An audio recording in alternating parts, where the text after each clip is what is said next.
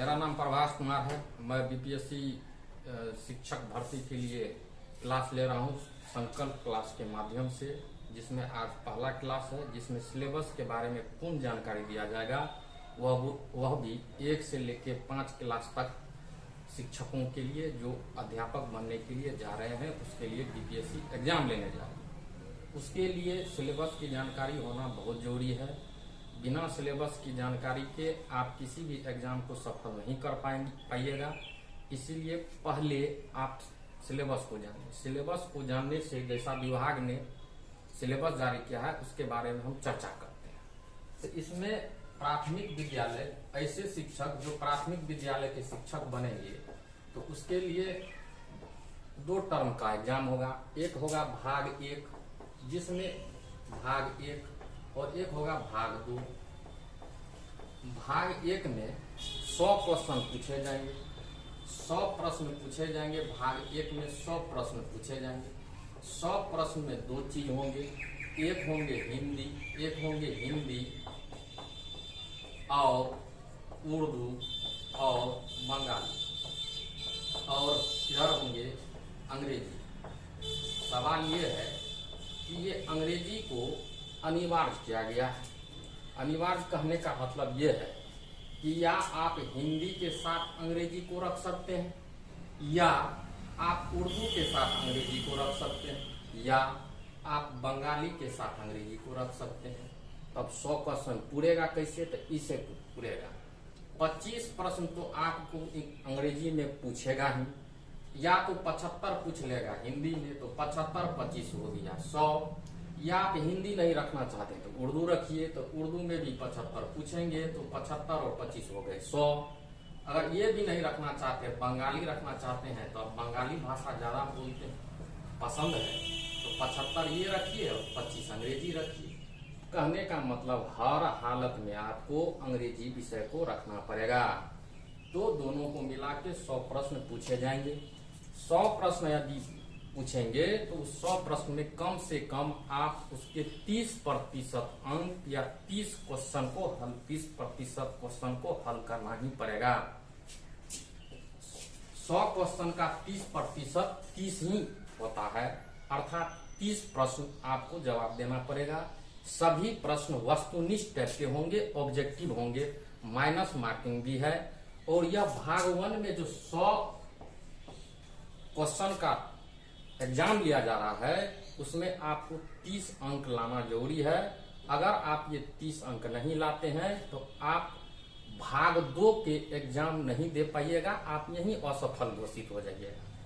भाग 2 का एग्जाम देने के लिए आपको भाग 1 का में सफल होना जरूरी है। 2 विषय इसमें मुख्य रूप से पूछे जाएंगे, एक अंग्रेजी, दूसरा हिंदी। हिंदी के बदले आप उर्दू बंगाली भी रख सकते हैं, और 30% अंक लाना जरूरी है। ये पासिंग मार्क है, ये मार्क आप से कोई लेना देना नहीं है, आप जितना जितना ले आइए, लेकिन कम से कम आपको 30% अंक लाना ही पड़ेगा जब तक अगले भाग के लिए। और ये एग्जाम पास हो गए, ये एग्जाम आप कहिएगा कितना समय का होगा? तो 2 घंटा का होगा। 2 घंटा का होगा, 100 प्रश्न पूछे जाएंगे भाग 1 में। अब चलते हैं भाग 2 में। भाग 2 में 150 प्रश्न पूछे जाएंगे। 150 प्रश्न में आपको सिलेबस कौन कौन होंगे, किस किस विषय से पूछे जाएंगे, किस तरह का स्तर होगा, कि 12 तक को पढ़ना पड़ेगा, इस सारा जानकारी आप अभी जानिएगा। तो 150 प्रश्न पूछे जाएंगे। उसमें पहला पूछे जाएगा प्राथमिक गणित, उसके बाद रीजनिंग, उसके बाद सामान्य जागरूक। समान जागरूकता कहने का मतलब है कि करेंट अफेयर की मांग कर रही है। ये करेंट अफेयर पूछा जाएगा आपके एग्जाम में, उसी को कहा जाता है समान जागरूक। सामान्य विज्ञान, विज्ञान के अंतर्गत 3 विषय आते हैं, फिजिक्स, केमिस्ट्री, बायोलॉजी आते हैं, और उसका कारण समाज से जुड़ा हुआ होना चाहिए, उसको सामाजिक विज्ञान भी कहा जा सकता है। तो एक सामान्य विज्ञान आ गया, फिजिक्स, केमिस्ट्री, बायोलॉजी पूछे जाएंगे। और अगला सिलेबस है भारतीय राष्ट्रीय आंदोलन। भारतीय राष्ट्रीय आंदोलन इतिहास का ही खंड है। आपको जब तक सिलेबस नहीं दिया जा रहा था, उससे पहले लग रहा होगा कि इतिहास बहुत लंबा विषय है, इसको कैसे टकअप किया जाए, लेकिन कोई जरूरी नहीं है। सिर्फ आपको इतिहास में भारतीय राष्ट्रीय आंदोलन के बारे में ही पढ़ना है, और उसमें न कि प्राचीन भारत को पढ़ना एकदम नहीं पढ़ना है, मध्यकालीन को भी नहीं पढ़ना है, और आधुनिक भारत में आपको भारतीय राष्ट्रीय आंदोलन पढ़ना है, अर्थात 1885 से लेकर 1947 तक को पढ़ना है। कहां से कहां? 1885 से लेकर 1947 तक भारत के अंदर में जो घटना हुए हैं, स्वतंत्रता प्राप्त करवाने के लिए जितना भी आंदोलन किए गए हैं 1885 से लेकर 1947 के बीच, उसी को भारतीय राष्ट्रीय आंदोलन कहते हैं। उसके बाद आपको भूगोल पढ़ाया जाएगा, उसके बाद पर्यावरण। कुल मिला के ये 6-7 विषय में से आपसे 150 प्रश्न पूछ लिए जाएंगे। कितने प्रश्न पूछेंगे? तो 150 प्रश्न पूछेंगे। 150 प्रश्न में आप सोचिएगा हम कितना अंक ले आएंगे, जो सोचेंगे कि हम इस एग्जाम में सफलपूर्वक पास हो चुके हैं। इसके लिए बीपीएससी बोर्ड ने एक कटअप भी जारी कर दिया है कि आप इतना प्रतिशत अंक लाते हैं तो आप सफल घोषित होइएगा। तो चलते हैं कि किस कैटेगरी में कितना प्रतिशत अंक लाना पड़ेगा। अगर आप अत्यंत पिछड़ा वर्ग हैं अर्थात ईबीसी हैं तो आपको 34% अंक लाना पड़ेगा, अर्थात 150 का 34% आपको अंक लाना पड़ेगा। 150 का 34% लाइएगा तो 52-53 क्वेश्चन इस टाइप का होता है। आप कैलकुलेशन घर पे कर सकते हैं। 52-53% क्वेश्चन होता है, 150 का 34%। इसी टाइप से आप अगर पिछड़े वर्ग में आते हैं तो आपको 35.6% अंक लाना पड़ेगा, और आप जनरल में आते हैं तो आपको 150 का 40% अंक लाना पड़ेगा, अर्थात 150 का 40% 60 क्वेश्चन होता है। कितना होता है? 60 क्वेश्चन होता है। आप लोग तैयारी इस ढंग से करिए कि हम जनरल के जैसा मार्क ले आए। कोई भारी सिलेबस नहीं है, घबराना नहीं है, आराम से पास हो जाइएगा। आप संकल्प क्लास ज्वाइन करिए। SC ST महिला दिव्यांग के लिए मात्र 32% अंक, 150 में से 32% अंक आपको लाना पड़ेगा। 150 का 32% निकाल लीजिए, जितना प्रश्न आएंगे उतना आपको सॉल्व करना पड़ेगा। ये रहा सिलेबस की बात। और सिलेबस में एक चीज आपको छूट गया है कि यह माइनस मार्किंग का भी प्रावधान रखा गया है। माइनस मार्किंग भी होगा। ऐसा नहीं कि तुक्का मारते चले गए तो 30-35% तो ऐसे सही हो जाएगा, ऐसा बात नहीं है।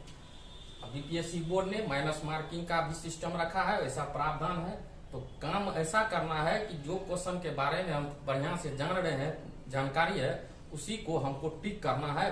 क्योंकि वस्तुनिष्ठ प्रश्न देंगे तो उसी को टिक करना है, अन्यथा तुक्का नहीं लगाएंगे। तुक्का लगाने से आप एग्जाम में असफल घोषित हो जाइएगा। तुक्का तभी सफल होता है जब माइनस मार्किंग नहीं होता।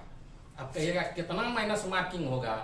4 गो पे 2 गो क्वेश्चन गलत होगा या 4 गो पे 1 गो क्वेश्चन गलत होगा। इसके लिए विभाग ने अभी तक, बोर्ड ने कोई भी स्पष्ट जानकारी नहीं दिया है। आप वेट करिए, बीपीएससी के साइट पे जाइए।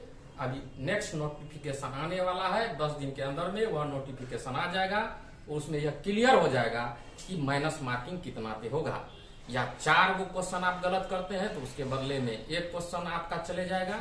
ये सारा का सारा जानकारी नेक्स्ट नोटिफिकेशन में आपको मिल जाएगा। आप ये सारी जानकारी बीपीएससी के साइट से जाके देख सकते हैं। अब चलते हैं, इस क्लास का मेरा पहला क्लास होगा भारतीय राष्ट्रीय आंदोलन। ये मेरा पहला क्लास होगा भारतीय राष्ट्रीय आंदोलन।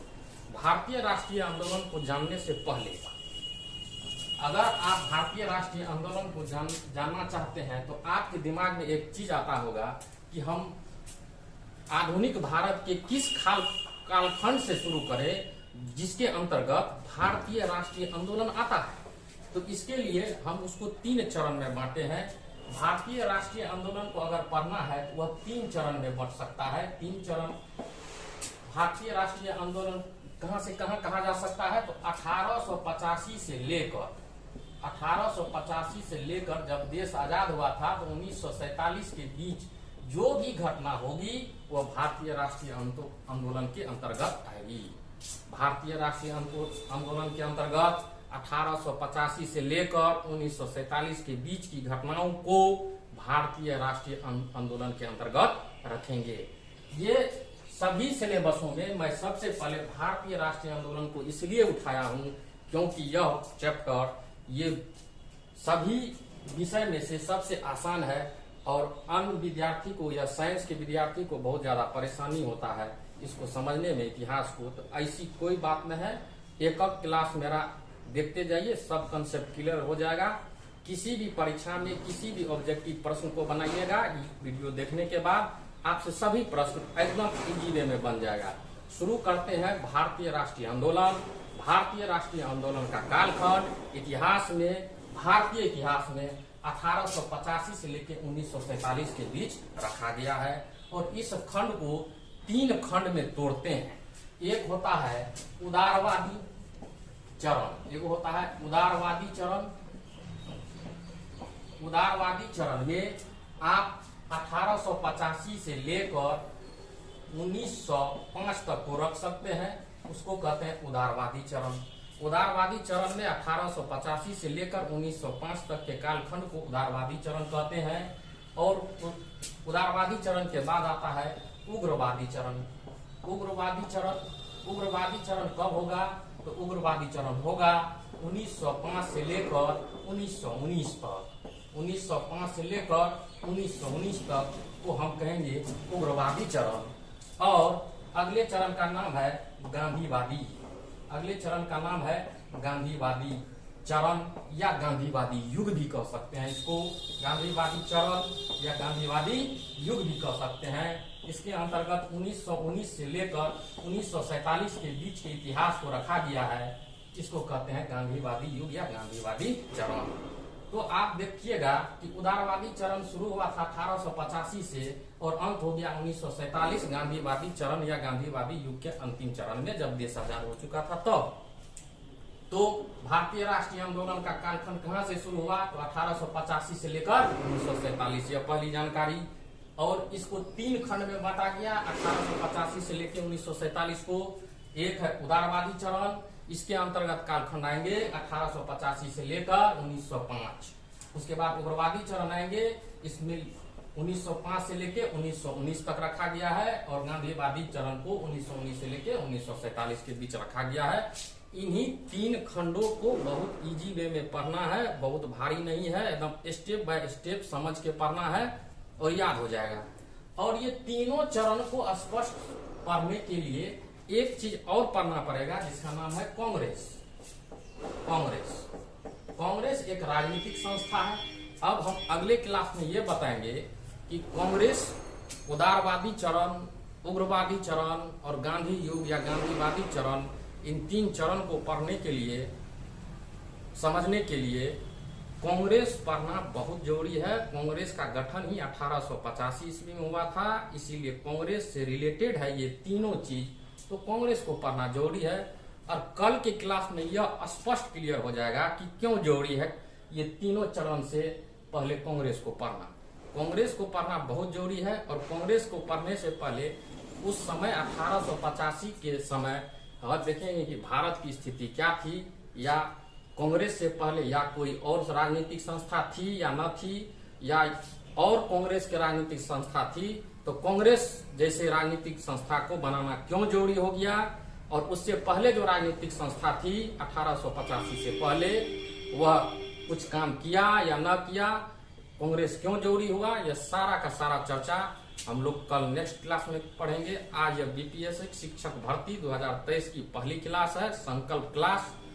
ये आप मुरलीगंज में है संकल्प क्लास। यहाँ आपको बीपीएससी शिक्षक भर्ती पास कराने के लिए पूर्ण गारंटी है। आप आइए, क्लास लीजिए और यहाँ सफल होने का गारंटी मैं देता हूँ।